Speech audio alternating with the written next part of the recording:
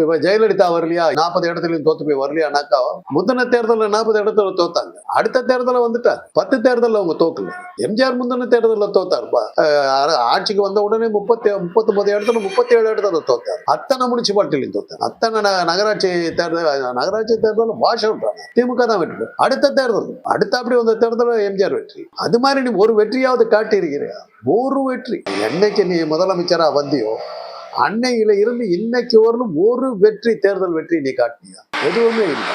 இதையெல்லாம் மனசுல வச்சுக்கிட்டு கட்சி எப்படி ஸ்ட்ரெங்தன் பண்றதுங்கிறது இந்த புறக்கணிச்சவர்களும் ஓகே. இந்த இடைவேளையை, இந்த 2 வருஷத்து இடைவேளையை கட்சி எப்படி வளர்த்துறதுங்கிறத பத்தி திங்க் யோசிச்சிங்கன்னா, உன்னை வளர்த்து இன்னைக்கு உனக்கு ஒரு அடையாளம் கொடுத்து உன்னை ஒரு செல்வாக்கு மிக்க மனிதனாகவும் செல்வம் உள்ள மனிதனாகவும் இதாகவும் ஒரு வசதியான வாழ்க்கை உள்ள ஒரு பெரிய இந்தியாவுடைய பெரிய பணக்காரர்கள் ஒரு அளவுக்கு உன்னை வளர்த்து விட்ட கட்சியை ஒரு நன்றி உணர்ச்சியோட காப்பாற்ற பாருங்க.